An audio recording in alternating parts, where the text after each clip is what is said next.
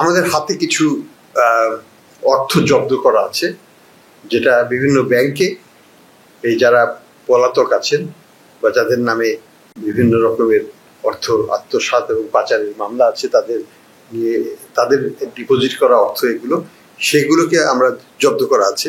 যেমন ভূমিমন্ত্রী হিসাবে অর্থ আত্মসাৎ করতে পারে, সেই অর্থগুলো তো ব্যাংকে যাবে না, সেটা সাধারণ মানুষের কল্যাণে ব্যবহার করা হবে। তো সেই জন্য আমি বলছিলাম যে দুইভাবে ব্যবহার হবে। কিছু অর্থ যাবে যেটা ব্যাংক সংক্রান্ত, ব্যাংক সংশ্লিষ্ট, সেটা ব্যাংকিং ক্ষতিপূরণ হিসেবে যাবে। আর যেটা নন ব্যাংকের সাথে খুব সংশ্লিষ্ট নয় কিন্তু সম্পদ অর্জন করা হয়েছে বিভিন্ন অসৎ উপায়ে, সেগুলো মানুষের কল্যাণে ব্যয় করা হবে ওই ফান্ড থেকে। তাদের হবে লিগ্যাল প্রোটেকশন, তাদেরকে নিতে হবে, আমরা আইনগতভাবে তাদের পিছনে যাব। ধন্যবাদ। এটা আমাদের রুটিন পর্যালোচনা ছিল। প্রতি মাসে আমাদের একদিন করে আমাদের মাননীয় চিফ অ্যাডভাইজার মহোদয় ওনাকে আমরা অবহিত করি এবং অ্যাসেট রিকভারিতে কি প্রোগ্রেস হয়েছে, আমরা কি ধরনের ইস্যু বা চ্যালেঞ্জেস ফেস করছি, আমাদের কি ধরনের নতুন কার্যক্রম বা আইনগত অসুবিধা দূর করা কি করা যায়, এই স্ট্র্যাটেজিগুলো নিয়ে আমরা আলোচনা করি। তো এই প্রেক্ষাপটেই আজকের আলোচনাটা হয়েছে। আপনারা হয়তো জানেন যে আমরা ইতিমধ্যে বিদেশি প্রতিষ্ঠানগুলোর সাথে যোগাযোগ করেছি, তাদের সহায়তা নিচ্ছি।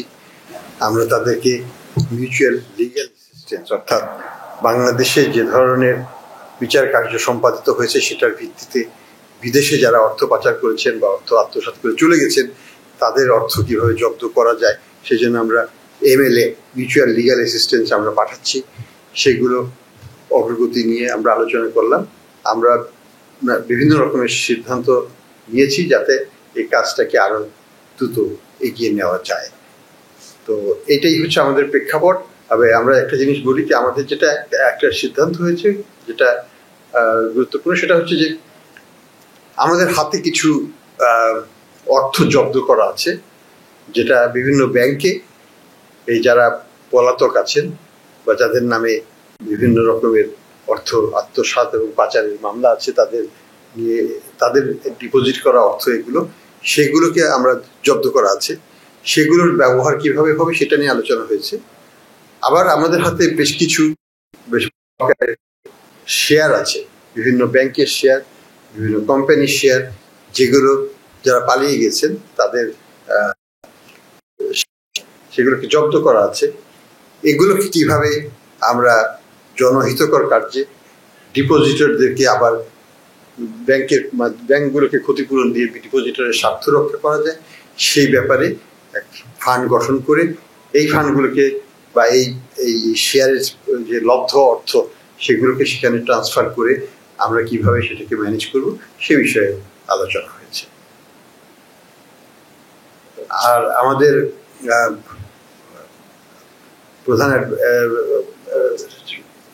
প্রধান উপদেষ্টা লন্ডন সফরে যাবেন, তখনও এটি বিষয়ে উনি কিছু তৎপরতা চালাবেন, সেই বিষয়টা নিয়েও আমরা আলোচনা করেছি।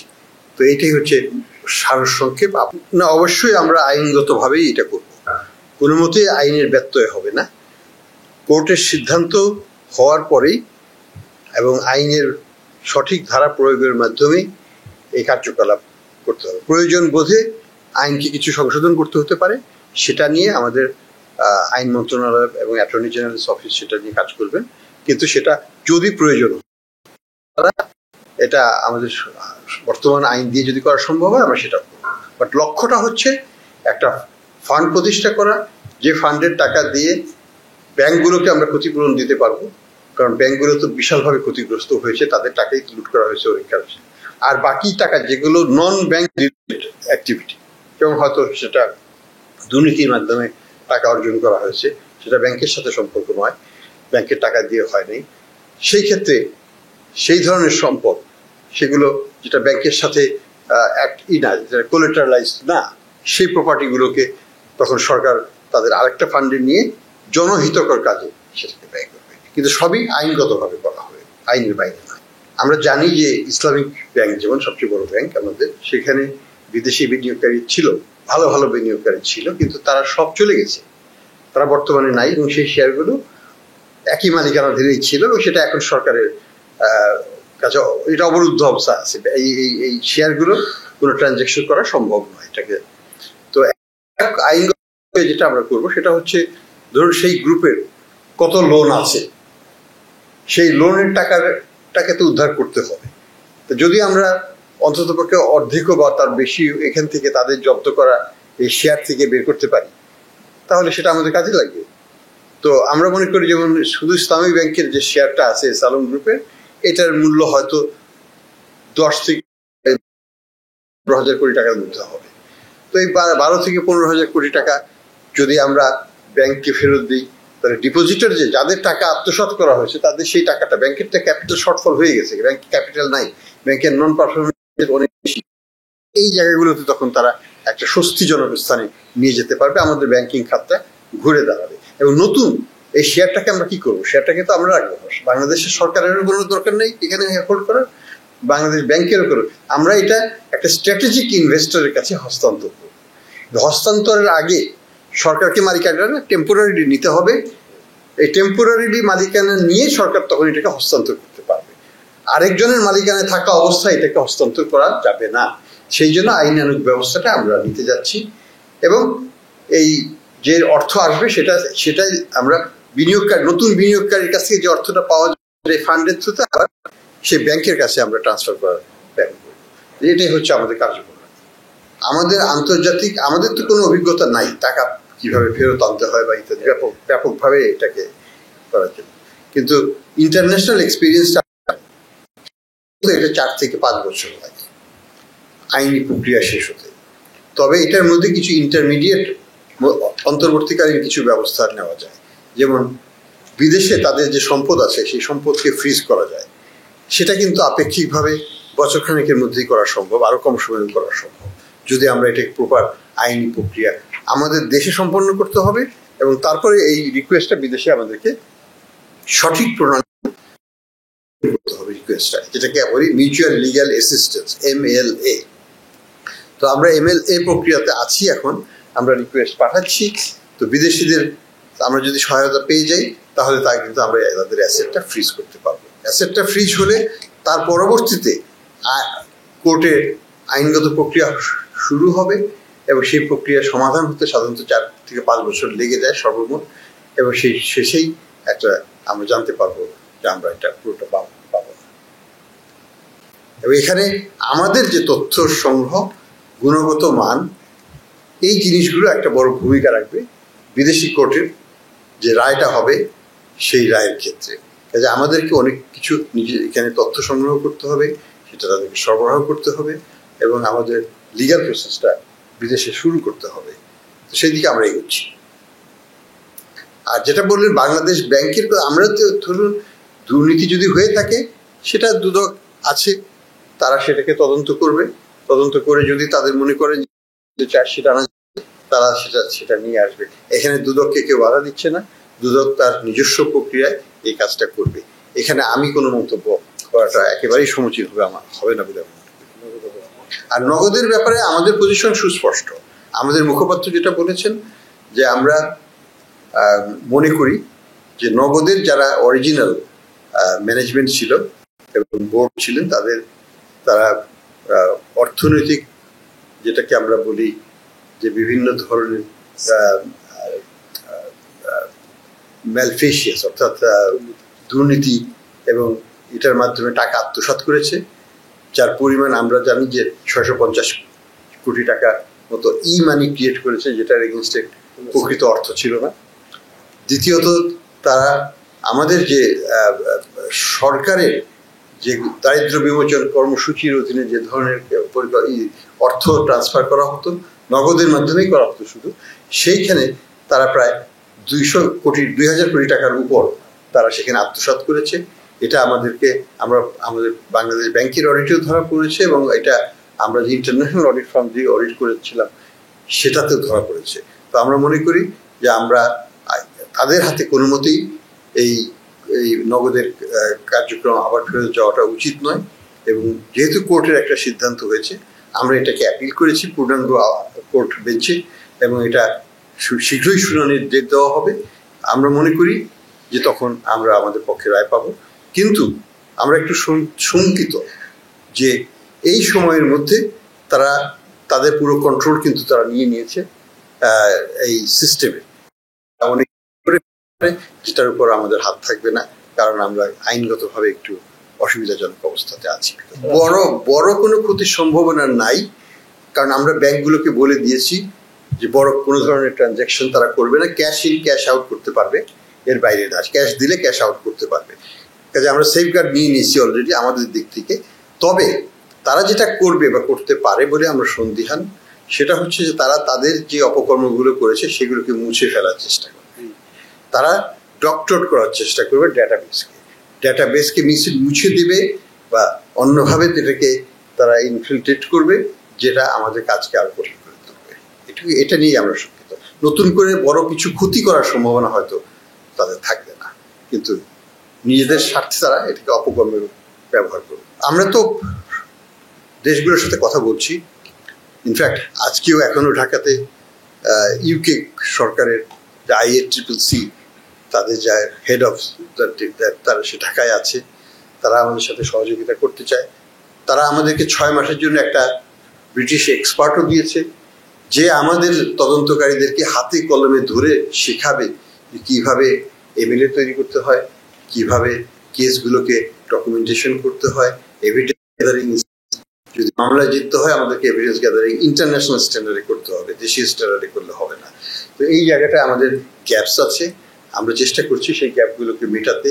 আমাদের যারা তদন্ত কর্মকর্তা তাদেরকে নতুন করে ট্রেনিং দেওয়া হচ্ছে, আন্তর্জাতিক মানসম্মত তদন্ত কার্যক্রম যাতে তারা পরিচালনা করতে পারেন, এবং ডকুমেন্টেশনটা যেন ঠিক করতে হবে। ইটস অ্যাবসলিউটলি ইম্পর্টেন্ট ডকুমেন্টেশনটা তৈরি করা, সেই জায়গাগুলোতে তারা সহায়তা দেবে। তো বিদেশিদের দিক থেকে আমরা প্রচুর আগ্রহ পাচ্ছি।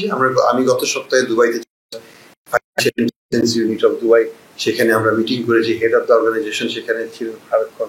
আমরা 2 দিন তাদের সাথে বসেছি, আমাদের কর্মকর্তারা বসেছেন, তারা আমাদেরকে সর্বাত্মক সহায়তার আশ্বাস দিয়েছেন। আমরা চেষ্টা করব তাদের যে রিকোয়ারমেন্ট সেই অনুযায়ী তাদের কাছে তথ্য ভিত্তিক যার ভিত্তিতে তারা আমাদেরকে সহায়তা দিতে পারবে। আসলে 2 প্রকারের সম্পদ আছে এখানে।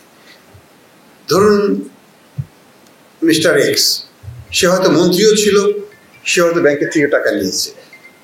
তো ব্যাংকের যে অর্থ যেগুলো ব্যাংকের থেকে নেওয়া হয়েছে লোন হিসাবে কিন্তু পরিশোধ করা হয়নি, সেই টাকাটা ব্যাংকের কাছে আমরা ফেরত দিয়ে দেবো যদি আমরা এটাকে জব্দ করে থাকি। যেমন তাদের শেয়ারগুলো আছে সেই কোম্পানিতে, হয়তো এসালামের শেয়ার ধরে বা সাইফুজ্জামানের শেয়ার, সেগুলো আমরা যে ব্যাংকিং শেয়ার সেগুলোকে আমরা ব্যাংকে দিয়ে দেবো, কারণ এটা তো ব্যাংকেরই প্রাপ্য। এটা হচ্ছে ব্যাংকের অর্থ তারা আত্মসাৎ করেছে, কাজেই সেখানে তার ক্ষতিপূরণ সেখানে দিতে হবে। আর দ্বিতীয় হচ্ছে যে তারা আবার অন্যভাবে অর্থ আত্মসাৎ করেছে, শুধু যে ব্যাংক থেকে নিয়েছে তা তো নয়। যেমন ভূমিমন্ত্রী হিসাবে অর্থ আত্মসাৎ করতে পারে, সেই অর্থগুলো তো ব্যাংকে যাবে না, সেটা সাধারণ মানুষের কল্যাণে ব্যবহার করা হবে। তো সেই জন্য আমি বলছিলাম যে 2 ভাবে ব্যবহার হবে। কিছু অর্থ যাবে যেটা ব্যাংক সংশ্লিষ্ট, সেটা ব্যাংকিং ক্ষতিপূরণ হিসেবে যাবে, আর যেটা নন ব্যাংকের সাথে খুব সংশ্লিষ্ট নয় কিন্তু সম্পদ অর্জন করা হয়েছে বিভিন্ন অসৎ উপায়ে, সেগুলো মানুষের কল্যাণে ব্যয় করা হবে ওই ফান্ড থেকে। জয়েন্ট ইনভেস্টিগেশন টাস্ক ফোর্স তো গঠন করা হয়েছে, তারা কাজ করছে, তাদেরকে আমরা ট্রেনিং দের ব্যবস্থা করেছি, আন্তর্জাতিক মানসম্পন্ন ট্রেনিং দেওয়া হচ্ছে। এখন 6 মাসের জন্য IACCC থেকে একজন ট্রেনার আসছেন, উনি হাতে কলমে তাদের সাথে কাজ করবেন প্রত্যেক দিন 6 মাস ধরে। এগুলো চলছে, আমাদের মানোন্নয়ন হচ্ছে। এটা তো একদিনের প্রক্রিয়া নয়, তো তারা এভিডেন্স কালেক্ট করছেন, আমরা সেটা নিয়ে আলোচনা করেছি। সব বিষয় তো শেয়ার করা যাবে না, কিন্তু অগ্রগতি হচ্ছে, আমরা সেই অগ্রগতি পর্যালোচনা করে দেখেছি। যৌথ তদন্ত দল, জয়েন্ট ইনভেস্টিগেশন টিম, তারা প্রত্যেকটা গ্রুপে ভাগ হয়ে গেছেন, 11টা গ্রুপ আছে সেখানে। তারা যার আলাদা আলাদা ভাবে আমাদেরকে দিয়েছে, আমরা সেটাকে আলাদা আলাদা ভাবে ট্রিট করবো। একজনের সম্পদের বিবরণী অন্য টিমে জানার দরকারও নাই, এবং জানাটা দরকার এটা প্রয়োজন হবে না। আমরা মনে করছি যে আমরা এখনো নতুন নতুন সম্পদ উদ্ঘাটন হচ্ছে, যোগ হচ্ছে, এটা একটা প্রক্রিয়াধীন ব্যাপার। তবে যে সম্পদ আমরা ইতিমধ্যেই পেয়েছি তার ভিত্তিতেই কিন্তু আমরা মামলা রুজু করা হয়েছে এবং সেই সম্পদগুলোকে জব্দ করা হয়েছে। টোটাল অ্যামাউন্টটা তো আমরা এখনই বলতে পারবো না, কারণ এটা বাড়ছে, এটা বাড়তেই থাকবে আগামীতেও, কারণ নতুন নতুন জিনিস উদ্ঘাটিত হয় এবং সেটা তখন সেখানে যোগ হয়। এটা এইভাবে বলাটা ঠিকও না যে এটা একটা আনুমানিক ভিত্তিতে অন্যরা বলেছেন, কিন্তু আমরা তো আইনগতভাবে তো করতে গেলে আমাদেরকে, যেমন একটা জিনিস আছে যে দালালি মূল্যটা আমাদেরকে দেখাতে হয়, আমরা তো মার্কেট ভ্যালুও দেখাতে পারি না সেখানে, কিন্তু মার্কেট ভ্যালু তো অনেক বেশি হয়, তাই না? কাজে আমি যেমন একটু বলি, যেমন ইসলামী ব্যাংকের কথা বললাম যে ওখানে প্রায় 12 থেকে 15 হাজার কোটি টাকার শেয়ার ওখানে পাবো। এইভাবে বিভিন্ন ব্যাংকের বিভিন্ন আকারের শেয়ার জব্দ করা আছে আমাদের কাছে, সেগুলো আমরা পাবো। অর্থ আছে, বেশ একটা সাইজেবল অ্যামাউন্টের অর্থ আছে আমাদের ব্যাংকিং খাতে, যেটাকে ফ্রিজ করে রাখা আছে। কিন্তু আমি কোনো টাকার অঙ্ক বলবো না, এই জন্য যে এইগুলো তো বিচারাধীন বিষয়। যখন বিচারক রায় দিবেন যে এটাকে আমরা জব্দ করে আমরা নিয়ে নিতে পারবো, তখনই আমরা টাকার অঙ্কটা বলতে পারবো। আচ্ছা, প্রথমটার ব্যাপারে আমি একটু বলি। আমরা মনে করি যে এই ফান্ডটা আমরা গঠন করে যেতে পারবো না, এটা ব্যবহার আমরা বহুলাংশে করেছি। কারণ হচ্ছে যে এই টাকাটা সরকারের হাতেই আছে, জব্দ করা আছে। এটা এখন আইনগত প্রক্রিয়াটা শুধু শেষ করতে পারলেই দ্রুততার সাথে, আমরা যদি কোনো আইনগত পরিবর্তনও করে ফেলতে হয়, দ্রুত করে আমরা এই ফান্ডটাকে হস্তান্তর করবো সরকারের কাছে। সরকারের কাছে হস্তান্তর করে, সেটা সরকারি হোক বা বাংলাদেশ ব্যাংক হোক, যেই হোক না কেন, সরকারের এই ফান্ডটাকে তখন যথোপযুক্ত ব্যবহার করবে। যদি সংশ্লিষ্ট হয় ফান্ডটা, তাহলে ব্যাংকিং খাতকে সুগঠন করার জন্য আমাদের ব্যাংক রেজলিউশন অ্যাক্টের কনটেক্সটে নতুন বিনিয়োগকারী আনতে হবে, তাদের সাথে কথাবার্তা বলে আমরা এই শেয়ার হস্তান্তর, তাদের কাছ থেকে আমরা ক্যাপিটাল নিতে পারবো, ব্যাংকগুলোকে রিক্যাপিটালাইজ করতে পারবো। এই কাজটা আমরা করে যেতে পারবো বলে আমরা আশা করি। এটা করা সম্ভব বহুলাংশে, তবে এটা চলমান প্রক্রিয়া, পরবর্তী সরকারকেও এটা চালিয়ে যেতে হবে, সেটাও আমরা আশা করি তারা করবে। দেখুন, আমি যেটা বললাম আগেও যে আমরা আমাদের ইন্টারেস্টেড কান্ট্রি হচ্ছে ইউকে আমাদের সর্বাত্মক সহায়তা দিচ্ছে, তাদের পার্লামেন্টারি কমিটি আমাদের সহায়তা দিচ্ছে, তাদের এনজিওর সহায়তা দিচ্ছে, ফাইন্যান্সিয়াল টাইমস আমাদেরকে সহায়তা দিচ্ছে, অন্যান্য পত্রিকা আমাদেরকে বিভিন্ন আর্টিকেল লিখে আমাদেরকে সহায়তা দিচ্ছে। আমরা যদি দেখি আমেরিকান, সেখানেও আমরা সহায়তা পাচ্ছি।